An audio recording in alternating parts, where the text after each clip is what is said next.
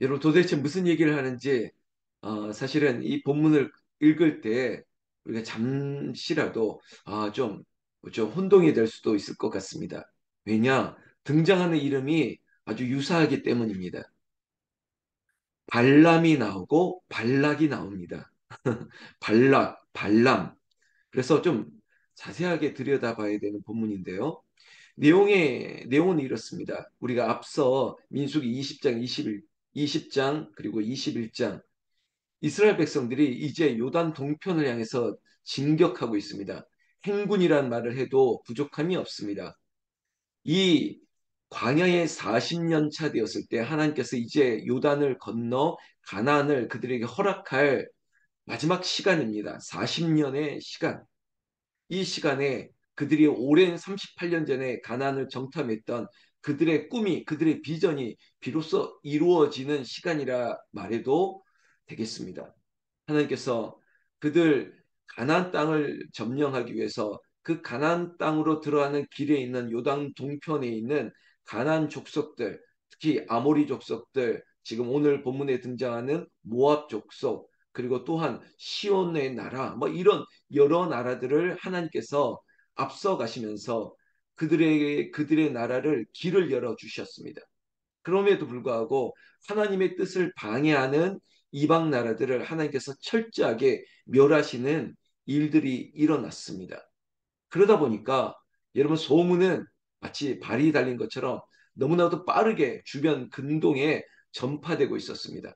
야, 애굽에서 나왔다는 이스라엘 족속이라는 저 족속의 수가 정말 뭐 60만, 장정만 60만 이상이라 그러는데 내가 보니까 마치 땅을 덮은 것 같아. 게다가 우리가 두려워하는 시온이라고 하는 저 족속도 밟고 넘어오는 거 보니까 저 나라가 무시무시한 나라구나.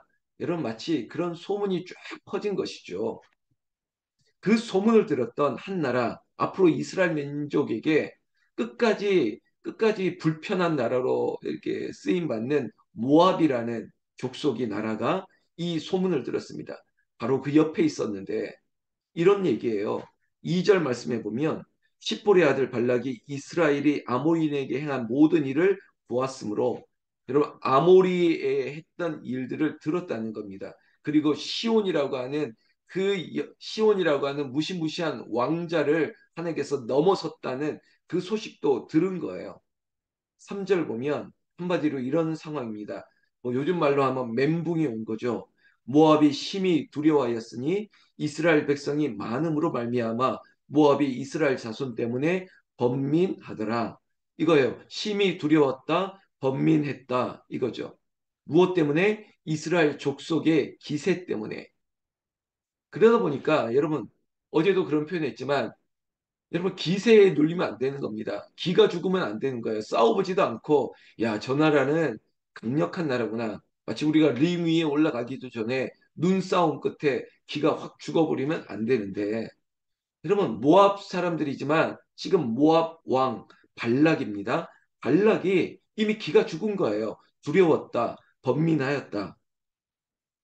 그러다 보니까 정상적인 방법으로 이 전쟁, 그들의 입장에서는 그래 이스라엘 민족들이 오면 전투 준비 태세를 하든지 정상적인 방법으로 싸울 준비를 해야 될 텐데 두려움과 번민은 아주 뜻밖의 방법을 취하게 만들었습니다. 4절 말씀에 보면 미디안 장로들에게 이르되 이 무리가 소가 밭을 풀을 뜯어먹은 같이 표현도 재밌죠. 뭐 소가 와서 우리 땅에 있는 풀을 다 뜯어 먹으려고 하니까 여러분 그때 어떤 방법을 쳤냐? 4절 후반절에 그때 십볼의 아들 발락이 모압 왕이었더라.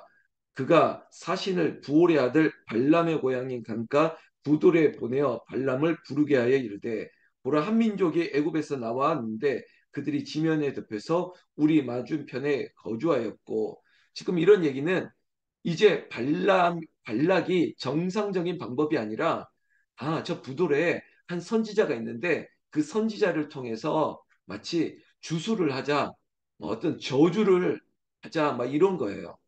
여러분, 당시에는 고대 근동에는 이런 방법도 하나의 전투의 한 방편이었다 하더라도 그럼에도 불구하고 진짜 싸움은 뭐 군비를 증강하고 그들을 그 상황에서는 그래 말과 전차와 무기 이런 것들을 준비하기보다는 마치 기세가 눌리니까 두려움이 있고 마음이 번민하니까 이 방법 말고 그때 행했던 하나의 방법 주술입니다. 마치 발람을 찾아서 그를 우리를 위해서 기도해 달라는 거예요. 6절 말씀이 이런 내용입니다. 저들이 우리보다 강하니 청하건대 와서 나를 위하여 이 백성을 저주하라. 내가 혹 그들을 쳐서 이겨 이 땅에서 몰아내리라. 그대가 복을 비는 자는 복을 받고 저주하는 자는 저주를 받을 줄을 내가 알미니라. 여러분 저주하라는 거예요.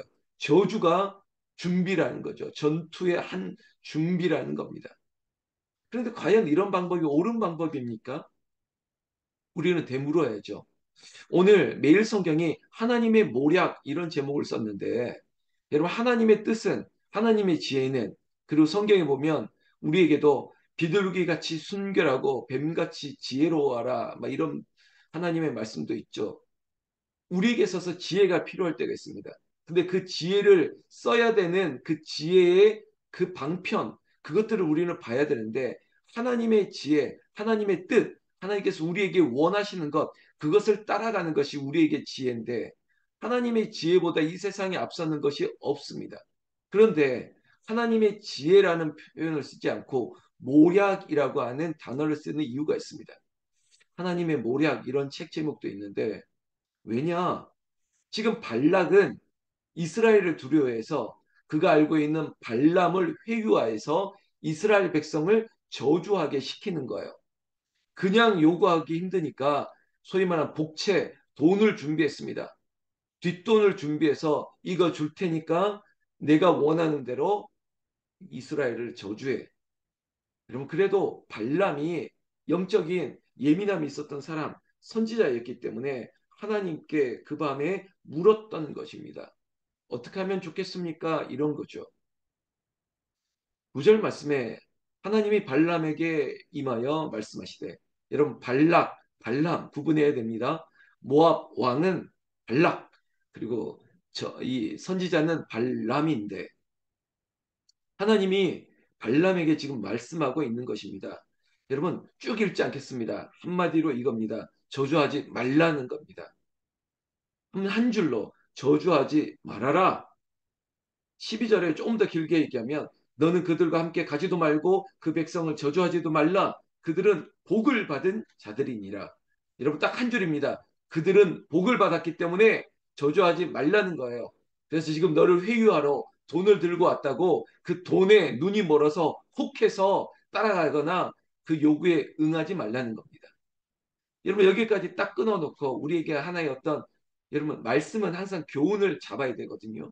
여러분 이 말씀이 우리의 삶에 어떻게 적용하고 어떻게 교훈을 삼을까요? 여러분 우리를 유혹하는 것이 뭡니까? 우리의 마음을 흔드는 것이 혹시 있습니까? 그것이 돈입니까? 아니면 또 다른 어떠한 가치입니까? 여기에 흔들리지 말라는 겁니다. 여러분 우리에게 보이는 것은 하나님이 보이고 또 하나님이 우리에게 보여주신 그 십자가 마치 그 표대를 향해서 달려가야지 베드로처럼 다른 것을 쳐다보면 빠지는 거예요. 예수님만 보고 무리를 걸을 수 있는 것인데 예수가 아닌 다른 것을 쳐다보면 빠지는 것처럼 시험에 침륜에 빠지는 것은 아주 간단합니다. 다른 것이 눈에 들어오기 때문이에요. 하나님보다 더 다른 것이 좋아 보이는 것이 생기면 그게 죄가 되는 것이죠. 그게 바로 욕심인 것이에요. 아, 이 돈이 더 좋은 것 같은데 그러니까 미련해지는 겁니다. 지혜, 하나님의 지혜는 없고 세상 것이 좋아 보이는 것은 미련한 거예요. 그래도 발람이 하나님의 말을 듣고 발락이 보낸 사람들을 보낸 것이죠. 한마디로 이제 거절한 것입니다. 잘했죠. 그럼 여기서 칭찬받고 끝내야 될 텐데 여러분 우리에게도 어떤 거절 아니면 어떤 결단 이것이 한 번의 결단이 아니라 내가 한 번 이건 안 하겠습니다라고 내 안에 어떤 결단을 했으면 이걸 이어가야 되는 것입니다. 특히 우리가 예수 믿고 변화됐던 삶을 우리가 살아갈 때 이전에 있던 죄성을 끊어버리는 거예요. 죄의 습관을 끊어버리는 거예요. 그 끄는 것을 하나님이 기뻐하시는데 이걸 이어가지 못한다고요? 되게 대한민국 크리스찬 남성들이 술과 담배 이 문제에 있어도 예수 믿고 내가 집사가 됐는데 안수 집사가 됐는데 장로까지 됐는데 이 술과 담배를 할 수 없지 이러면서 끊는 거예요. 이러한 아주 쉬운 예로 이러한 것들이 이전의 삶이 아닌 새로워진 삶, 특히 하나님이 기뻐하시는 것이 아닌데 이걸 가지고 있어야지. 뭐 담배 펴도 천국은 갈 것 같은데 그럴 수 있지. 이런 자기 합리화 설득이 아니라 하나님의 뜻이 아니고 하나님이 기뻐하시지 않은 일은 하지 않겠다. 이게 가장 설득력 있지 않습니까?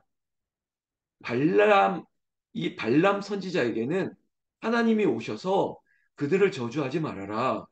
하나님께서 그들은 복을 받은 백성이야. 그런데 어떻게 네가 발락의 요구에 의해서 저 회유에 의해서 돈 때문에 사람들이 너를 찾아와서 너를 이렇게 높여준다고 하니까 거기에 혹하면 되겠니? 하나님 이렇게까지 말씀하셨으면 흔들리지 말아야 되죠. 의인의 요동함을 허락하지 않는다는 거예요. 이런 믿음 있는 사람들이 누가 찾아와서 속삭이고 누가 찾아와서 뒤에서 이렇게 쭉 밀어주고 누가 이렇게 좀 이렇게 높여주고 그럼 거기에 현혹되면 이게 미련한 것이라는 거죠. 자, 일단 14절까지 보면 거절하더이다. 거절 잘했습니다. 그러면 끝까지 거절하면 좋겠는데 15절 여러분 되게 죄는요 끈적끈적한 거예요. 한 번 아니면 두 번 죄의 유혹이 이런 거예요. 발락도 그들보다 더 높은 고관들을 또 다시 보내는 거예요. 이게 마치 몸값을 높이려고 하나 보다. 그러니까 더 계급 높은 사람들을 또 준비하고 더 많은 금, 많은 폐물, 무슨 돈 이런 걸 준비해서 아마 이거 가져가면 다를걸? 16절 발람에게 나아가서 다시 한번 그 요구를 하게 되는 사건이 17절까지 나옵니다. 그때 이 발람은 거절했지 않습니까? 그러면 이 상황에는 어떻게 말하는지 좀 볼까요? 18절 발람이 발락의 신하들에게 대답하여 이르되 발락이 그 집에 가득한 은금을 내게 줄지라도 내가 능히 여호와 내 하나님 말씀을 어겨 말하거나 더하지 못하겠노라. 오유 바른 말 하죠. 시원하게 말하는 것 같습니다. 그런데 말에는 좀 뼈가 있을 때가 있고 마치 그 페이크 아니면 또 마치 이중 언어 하는 것처럼 말은 그럴듯 하는데 속은 아닐 때가 있어요. 마치 제가 이거 시크하게 말하는데 기도할게요. 말은 하는데 기도하지 않아요. 사랑합니다 하면서 사랑하지 않아요. 왜냐하면 제가 왜 이런 표현을 쓰냐면 말은 그럴듯하게 있는데 19절 보십시오. 그런즉 이제 너희도 이 밤에 여기서 유숙하라. 여호와께서 내게 무슨 말씀을 더하실는지 알아보리라. 이게 뭘까요? 은근히 뭔가 기대하는 게 있어요. 뭔가 좀 시원하지 않은 게 있어요. 뭐 끈적끈적한 표현을 제가 쓰는 겁니다. 아니 하나님은 분명히 거절해라. 그리고 저들을 저주하지 말아라. 저들은 복받은 백성이라 한 번 말했지. 하나님이 뭐 은금을 많이 가져왔다고? 아니 두 번째 높은 사람들이 찾아왔다고? 하나님의 뜻이 바뀔까요? 그렇지 않아요. 사실 발람도 똑똑한 사람이거든요. 하나님 뜻이 이거 아니라는 걸 아는데 분명히 19절 보면 하룻밤 자고 가라는 거예요. 하룻밤 자고 가고 하나님이 다른 말씀을 할 수 있을는지 내가 알아보겠다라고 하면서 마치 몸값을 높이는 거예요. 아니, 다른 상황이 펼쳐질 수도 있으니까 잠깐 기다려봐.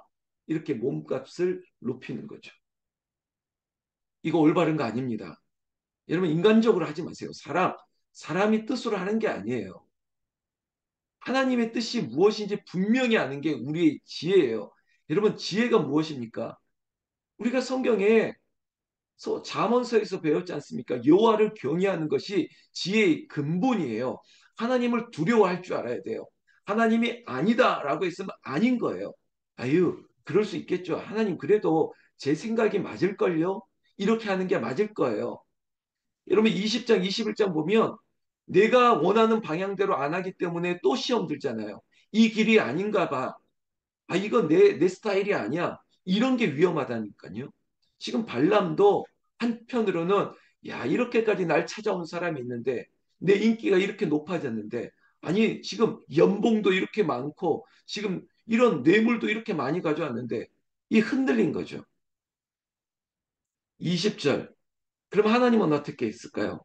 밤에 하나님이 발람에게 임하여 이르시되 그 사람들이 너를 부르러 왔거든 일어나 함께 가라. 그러나 내가 네게 이르는 말만 준행할지라. 여러분 하나님이 함께 가라고 허용해 주셨어요. 그러나 과연 이것이 하나님께서 허락하신 허용일까? 부분적인 어떤 다른 뜻을 위한 임시적인 허용일까? 여러분 이 얘기를 저는 마치 제 아들에게 이럴 때가 있습니다. 그래, 너 하고 싶은 대로 한번 해봐. 너가 그렇게 원하는데, 그래, 너 하루 종일 게임하고 싶어? 한번 해봐. 라고 말하는 게 진짜 허용일까요?